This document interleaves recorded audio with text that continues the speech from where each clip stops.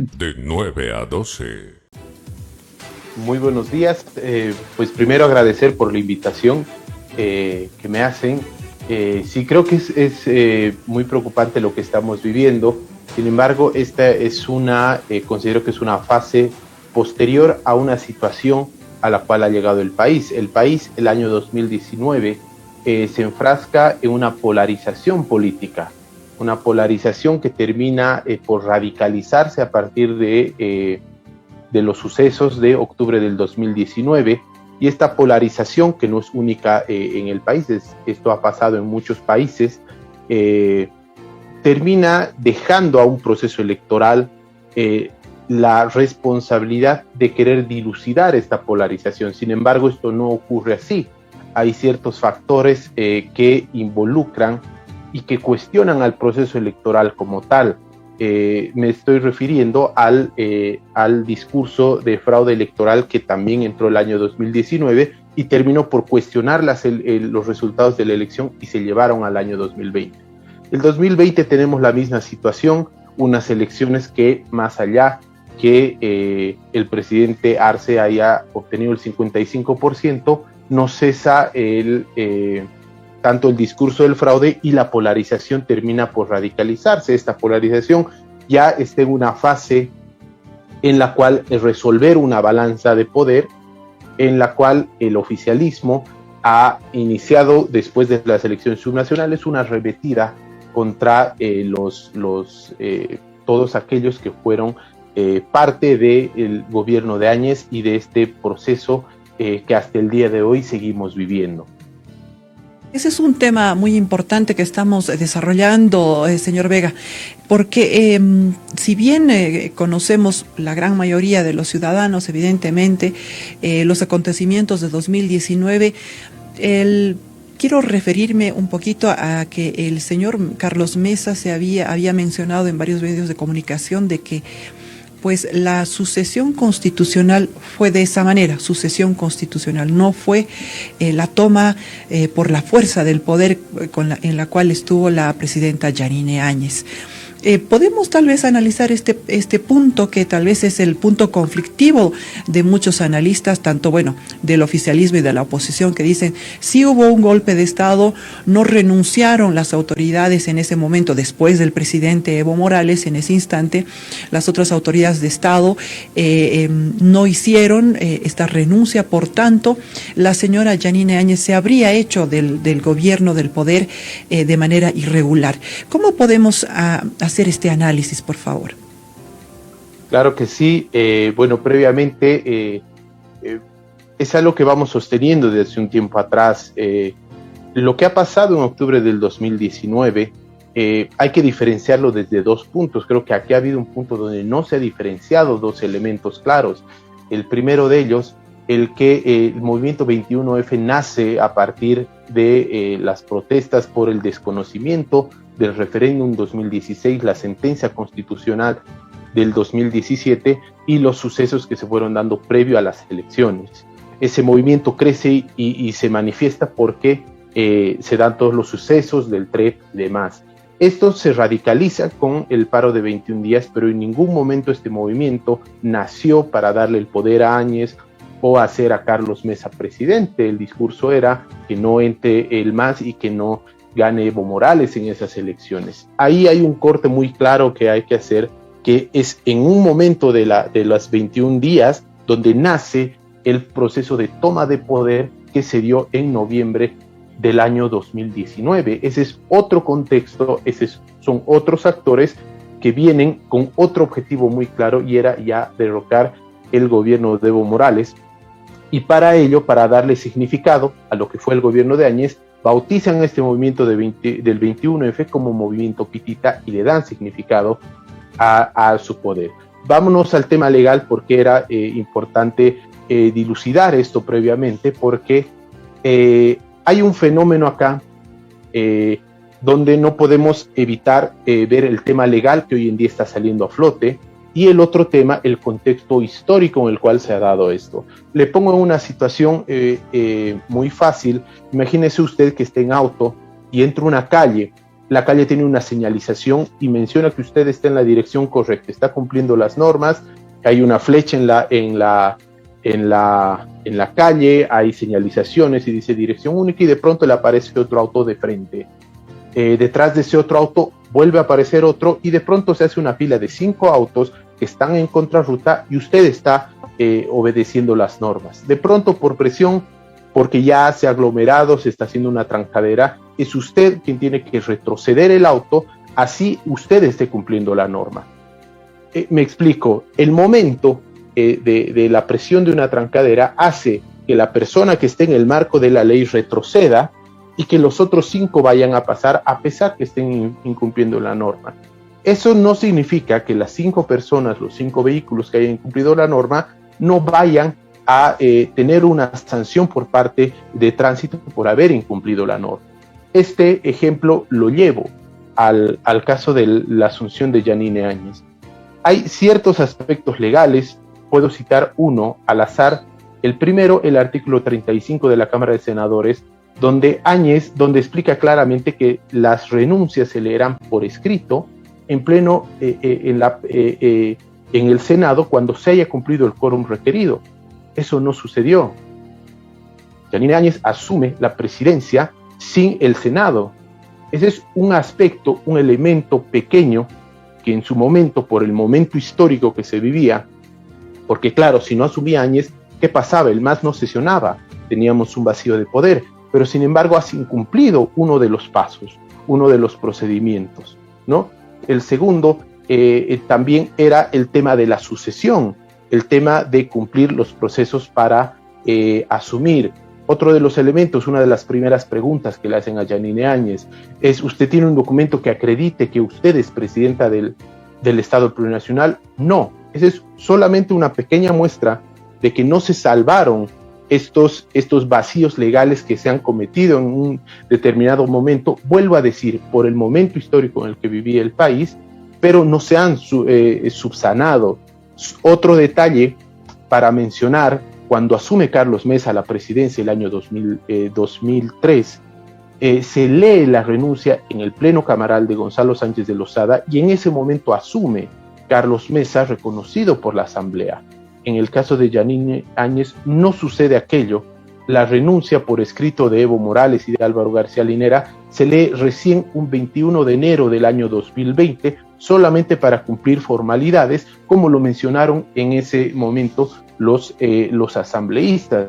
Entonces, lo que quiero mencionar un poco acá es que hay muchos vacíos legales que no se han cumplido y que no se han rellenado en su momento, y se los ha dejado pasar justificando el tema de la emergencia de la sucesión constitucional y amparados en un comunicado del Tribunal Constitucional, pues siguieron el proceso pensando que con ese tema y con ese comunicado ya se habría subsanado el tema de una sucesión.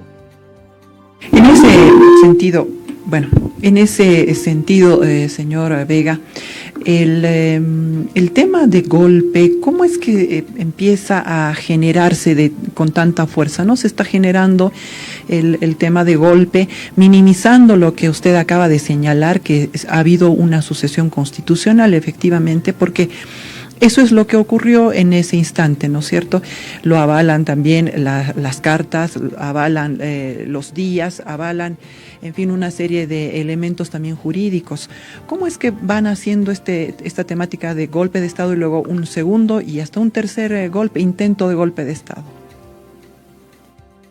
En este elemento, en este escenario de polarización que ha vivido el país, empiezan a confluir dos tipos de relatos. ¿Por qué se caracteriza un escenario de polarización? Es porque existen dos actores radicales en cada extremo y cada uno va a contar la historia, obviando ciertas partes y tomando posición de los hechos de la historia en un relato para justificar el discurso que va utilizando. Bolivia hoy en día disputa dos discursos, el de fraude y el de golpe.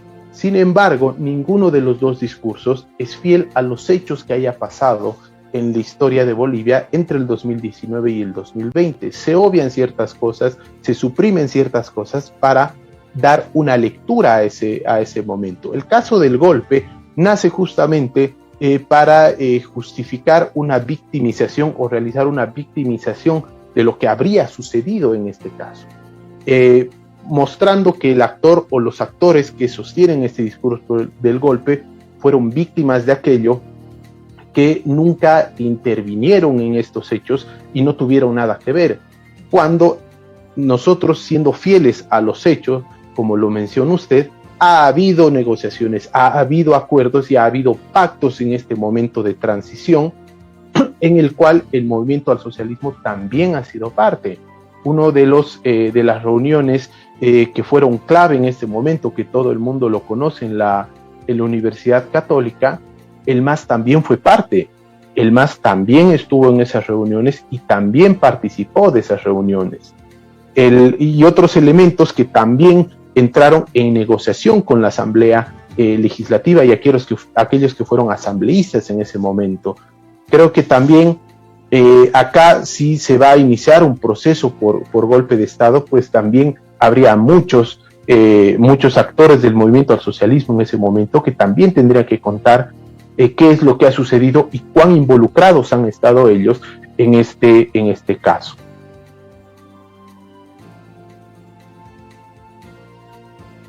Hay un elemento tal vez que las personas sienten, o la ciudadanía común en todo caso, la ciudadanía que está trabajando, que está de a pie, que tal vez no está muy involucrada en esto, percibe que hay una especie de tal vez ataque, obviamente a la anterior gestión, la gestión de la señora Yanine Áñez. Prueba de ello es que está ella aún detenida. Pero también este tema de involucrar en temas jurídicos, ¿no? Sea cual sea la forma, tal vez, a las otras autoridades que fungieron como ministros de Estado en la época de la señora Yanine Áñez. ¿Será este el objetivo tal vez que persiguen las autoridades de gobierno? ¿O será tal vez que evidentemente la presidenta tendrá que responder por sus actos, el expresidente en todo caso tendrá que responder por sus actos, y las autoridades de Estado también? ¿Cuál sería el análisis en este caso? Porque, bueno, la ciudadanía dice, si hubo golpe, ¿por qué no se actuó en consecuencia? Las Fuerzas Armadas debieron actuar en consecuencia, la policía también, sin embargo, no hubo esta situación. ¿Cómo podemos interpretar esto? Claro que sí. Bueno, al final hay un escenario que es muy claro para la ciudadanía boliviana y que no se viene arrastrando desde hace 3 años, 5 años. Es algo que tiene una larga data y es la instrumentalización de la justicia en Bolivia, la politización de la justicia en Bolivia, utilizando a la justicia como un instrumento, un brazo coercitivo. Y esto es independiente a gobiernos de izquierda, de derecha, azules, amarillos, verdes, rojos. Es decir, la instrumentalización que tiene la justicia boliviana es altamente preocupante. La poca institucionalidad que tiene la justicia boliviana es altamente preocupante, y el gobierno, cualquier gobierno que asuma, sabe que es un arma de doble filo, que te puede funcionar en un momento y en otro momento puede ser esta arma que te corte. No nos olvidemos también que no es que la justicia ha empezado ahora con persecuciones políticas fundadas o no, pero que también pasó esto antes de que asuma Áñez y cuando Áñez asumió. Cuando Áñez asume, hay muchos actores, el caso sin ir lejos, el caso Leyes, y al día siguiente, a los 2 días de asumir el poder, Leyes estaba fuera, sin ningún cargo. Situaciones como las ciertas detenciones que se han dado también en este gobierno y cómo se están dando ahora en la actualidad. El tema de la instrumentalización creo que es el punto focal. Sin embargo, hay ciertas cosas, y uno que trabaja o ha trabajado en la administración pública conoce la responsabilidad que tiene el ejercicio de la función pública. También trae cierto cuidado sobre cómo has hecho los procesos en un determinado momento, porque puede ser pasible a ciertas cosas.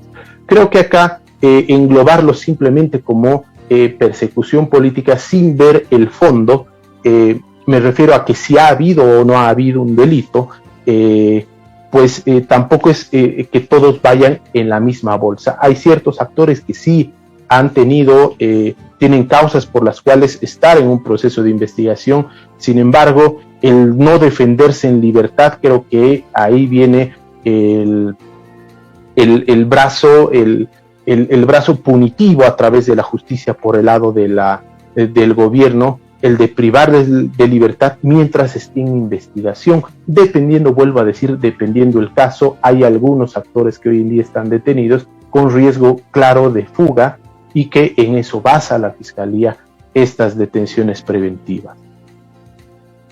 Señor Vega, para finalizar, un punto tal vez destacado, que si bien usted nos mencionaba, obviamente la justicia tendrá que dilucidar los hechos que se están analizando. Esta temática de proseguir con los golpes de Estado y tal vez no involucrarse, en el caso de las autoridades de gobierno, y no involucrarse más en el tema social, el tema que a todos nos atinge, no solamente aquí en nuestro país, sino en el resto del mundo, el tema de la pandemia. Tal vez no tener un sistema adecuado de salud, es posible que esto también esté afectando para que este discurso sea más, el discurso político crezca más que lo que tendrían que hacer las autoridades para poder fomentar la salud, para poder tener mayores insumos en salud, debido a que la población no tanto puede absorber los temas políticos, sino más bien el día a día, el cotidiano, lo que entra a su bolsillo, lo que le pasa a su familia, lo que le pasa en su entorno. Y sobre todo el tema de salud ha sido un tema muy complicado. ¿Será esto tal vez lo que está generando el no poder hacer una atención en salud adecuada para que el sector político tenga que exacerbar tal vez el tema del golpe de Estado? Sí, creo que aquí nos encontramos claramente en un escenario, lo que nosotros conocemos como la teoría de la agenda setting, es decir, el priorizar ciertos temas sobre otros. Tenemos dos bandos que están priorizando y quieren priorizar el tema por otro lado, es decir, sale el caso Murillo y es pues hasta prioridad de Estado para el MAS, ¿no? Es decir, hay que parar todo y hay que ir por la extradición porque esto es lo más importante para el país. Y las autoridades hacen incidencia de eso a través de la agenda política, quieren imponer esto como una agenda primordial para el país. Por el otro lado, también hay una agenda pública en la cual participan también algunos medios de comunicación de incidir que ese no sería el tema importante. Lo primero ahora es el tema salud, en ese enfrentamiento, para que veamos la magnitud de esta polarización y hasta dónde se manifiesta. Creo que eso es lo que se ve detrás, eso es lo que pasa detrás de una imposición de agenda. Sin embargo, también considero que el tema salud no pasa solamente por una atención del gobierno, pasa también por una responsabilidad y corresponsabilidad con la ciudadanía, de que nosotros nos cuidemos, de que nosotros tratemos de minimizar al máximo el tema del contagio, y por otro también una corresponsabilidad de los gobiernos subnacionales, que como sabemos el sistema de salud no corresponde solamente al nivel central, sino también a gobernaciones y a municipios que tienen que responder con los temas de insumos, con los temas de ítems, y el Estado garantizar un plan de vacunación. Creo que ese es el pedido mayor que todos hacemos, acelerar un plan de vacunación con la cantidad de vacunas necesarias para inmunizar lo más rápido posible a la población. Vemos con mucha esperanza también que en otros países ya se van a suprimir los barbijos, el caso de Israel, Francia también en su momento ya lo va a hacer oficial, para que pues ya muestren señales de superar la pandemia a partir de planes de vacunación. Esperemos que pase lo mismo acá en el país. El gobierno central ahora abierto también esta responsabilidad de los gobiernos subnacionales de la compra de vacunas, pues permita la aceleración de compras y de un plan de vacunación que mejore la situación de bolivianos en la pandemia.